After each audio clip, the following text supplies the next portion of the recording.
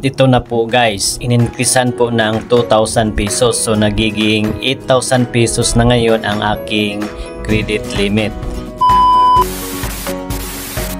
Hi guys! Magandang araw po sa lahat. Welcome back to my YouTube channel. Sa mga bagong pasok pa lang po sa aking channel, my name is Melvin and for today's video ay tuturuan ko po kayo kung paano babayaran ang ating utang sa Mr. Cash gamit ang ating GCash account at PMaya account or Maya via QR code at kung sakaling walang lalabas na QR code. Sundan nyo lang po at tapusin ang video ito guys ha, dahil ipapakita ko po sa inyo ang offer ng Mr. Cash sa aking pangatlong bisis na pag-loan. Pero hindi ko na po itinuloy dahil hindi ko po nagustuhan ang kanilang repayment plan. Bago po ang lahat, sa mga di pa nakasubscribe sa aking YouTube channel at sa mga bagong pasok pa lang po, pakiclick muna yung subscribe button na nasa baba at pakihit yung notification bell para ma-notify po kayo sa tuwing may bago na naman akong i-upload na mga reviews, honest experience, tutorial videos sa mga online lending apps at sa mga online mobile banking app at marami pa pong iba na i-upload sa aking channel. So let's go! Ito panoorin nyo.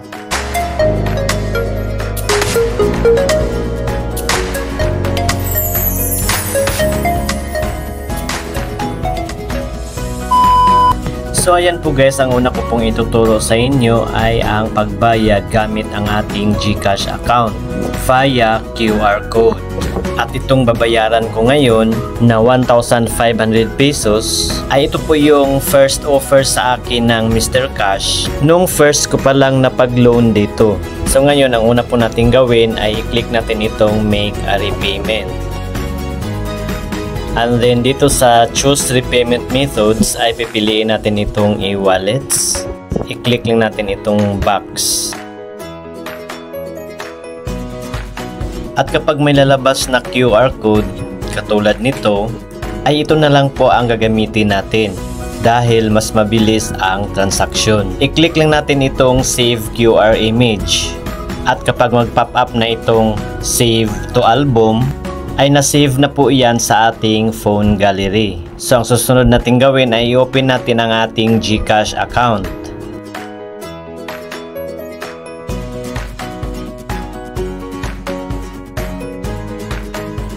At dito sa ating dashboard ay i-click natin itong QR.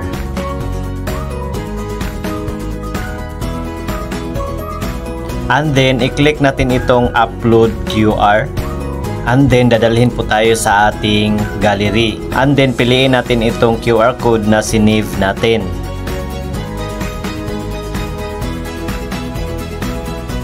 At ayan po, lumabas na po ang channel na Paysu. Next po ay ilagay po natin yung amount na ating babayaran, 1,500. And then click next. And then click natin itong pay PHP 1,500.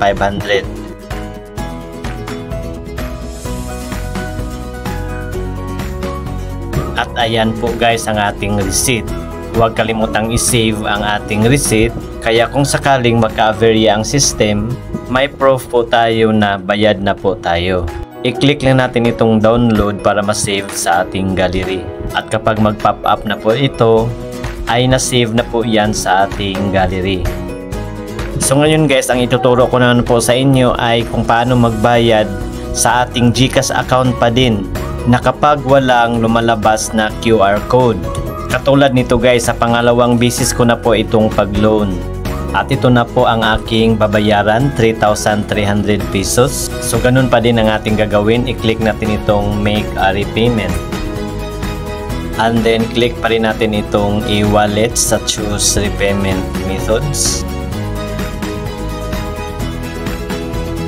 So katulad nito guys, walang QR code na lumabas. So may tatlong channel pala tayong pagpipilian guys. Ito po yung mga biller name.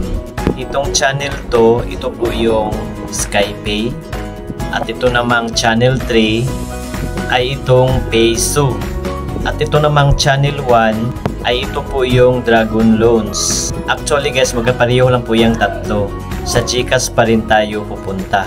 So halimbawa ang pinili ko ay itong channel 2, ay i-click lang natin itong copy guys, para automatic nating makopy ang reference number kapag doon na po tayo sa ating GCash account. At kapag mag-pop up na po itong copy success, ay nakopy na po natin ang reference number. At pagkatapos niyan, bubuksan na natin ang ating GCash account. At dito sa ating GCash dashboard, i-click natin itong bills. And then, i-click po natin loans. And then, i-search po natin dito sa search bar ang SkyPay. Dahil yan po na channel ang ating pinili. Ayan po, i-click natin itong SkyPay loans. And then, isulat po natin dito ang halaga ng ating babayaran, 3,300 pesos. At may service fee po yan guys na 10 pesos guys na idadagdag sa ating babayaran. And then dito sa contract number, dito natin i-paste ang reference number na kinopy natin doon sa Mr. Cash. Long press lang natin dito guys. Kapag mag-pop up na ito, i-click lang natin itong paste. And then ilagay po natin ang ating mobile number na naka-registered sa ating Mr. Cash. At itong email address guys, pwede natin itong lagyan, pwede ring hindi. Pero sa akin, ilagyan ko lang po. At pagkatapos nating ma-fill upan, i-click na natin itong next dito sa baba. And then click no, just pay bill. And then i-double check yung mga detalye na nakalagay. At pagkatapos na check, i-click na itong confirm. Huwag pa rin kalimutang i-save ang receipt para kung sakaling magka-aberya ay may proof po tayo sa ating pagbayad. I-click na natin itong may download icon dito sa may gilid sa taas. At kapag mag-pop up ito ay okay na po. So ngayon guys, ang pagbayad naman gamit ang PayMaya or ang ating Maya account. So unahin po natin ang pagbayad sa Maya via QR code. So ganun pa rin po ang ating gagawin. I-click natin itong make a repayment.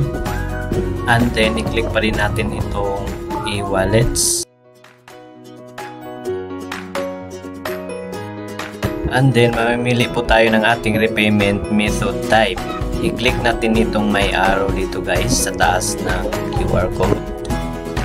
And then piliin natin itong PayMaya. Next po ay i-click natin itong save QR image. At kapag nag-pop up na ito, save to album, ay nakasave na po yan sa ating phone gallery. Ngayon, i-open natin ang ating PayMaya account or Maya account. At sa ating Maya dashboard, i-click natin itong QR code. And then click upload QR. And then piliin itong QR code na sinave natin galing sa Mr. Cash. And then ilagay po natin yung amount na ating babayaran. And then i-click itong pay.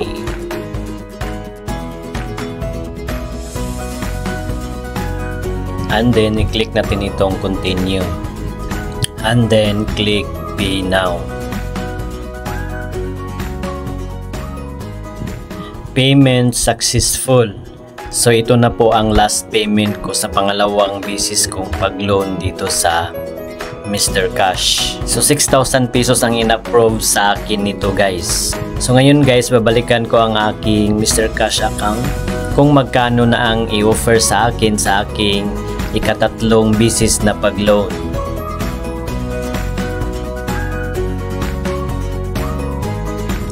At ito na po guys, in-increasean po ng 2,000 pesos. So nagiging 8,000 pesos na ngayon ang aking credit limit. So ngayon guys, susubukan kong applyan for the third times. I-click ko lang itong apply now.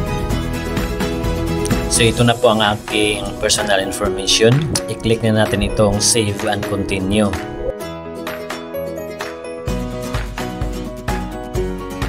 So ito na po, mula 4,000 pesos hanggang 8,000 pesos ang maaari ko nang hiramin. So ngayon, i-click ko na itong next. So ngayon, mamimili na po tayo ng aking term. So wala po akong ibang choice, kundi ito lang 45 days. So ito na lang pindutin ko.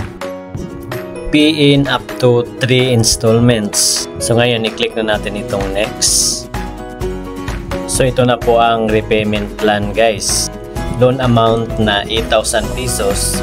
Ang magiging service fee ay 1,040 pesos. At ang daily interest rate na 0.5% per day sa 45 days ay magiging 1,800 pesos. So i-deduct pala ang service fee sa ating amount na ni-loan. So ang 8,000 pesos babawasan ng 1,040 pesos, ang matatanggap na lang natin ay 6,960 pesos. Tapos ang 8,000 pesos ay dadagdagan na naman ng 1,800 pesos sa interest. So ang mababayaran natin lahat ay magiging 9,800 pesos. Ito talaga ang pinakaayaw ko sa mga online lending app. May babawas at meron ding idadagdag. So hanggang dito lang ako sa Mr. Cash guys. Hindi ko na naman ito itutuloy. Stop na ako sa iyo, Mr. Cash. Tingnan natin ang installment plan nila guys ha. I-click natin itong installment plan. So ito po guys oh. In every 15 days ay 3,266 ang mababayaran natin.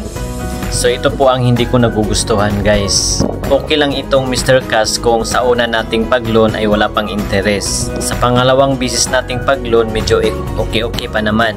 Pero itong ikatatlo ayoko na. Mas lalo po tayong ilulubog nito. Pero kung ikumpara natin ito sa iba pang mga online lending app, medyo mas okay pa naman ito. Pero para sa akin, nalalakihan na talaga ako sa ibabawas nila at idadagdag. Kasi kapag kukumputin natin ang service fee at ang daily interest rate ay 2,840 pesos na. So almost 3,000 pesos ang madadagdag sa ating babayaran sa 45 days lang. Oh see? Hay nako Mr. Cash. Goodbye muna. So yun lang po. At sa susunod ko pang mga video guys, ay i-review ko po sa inyo ang Tala, Mr. Cash at Mabilis Cash. Kung ano po ang pagkakaiba sa tatlong ula na yan. At ibabahagi ko rin po sa inyo soon ang mga walang kwentang ula na na-applyan ko na at nireject ang aking application. Kaya abangan nyo na lang po. So yun lang po guys, sana may natutunan po kayo. Paki-like na lang po sa video ito kung nagustuhan nyo. At paki-share na rin sa iba para may idea din po sila. At para sa iba pa pong mga katanungan, pakisulat na po inyong mga tanong dyan po sa comment section sa baba. So yun lamang po guys, maraming salamat sa panonood. See you again sa next kong video. Goodbye. God bless us all.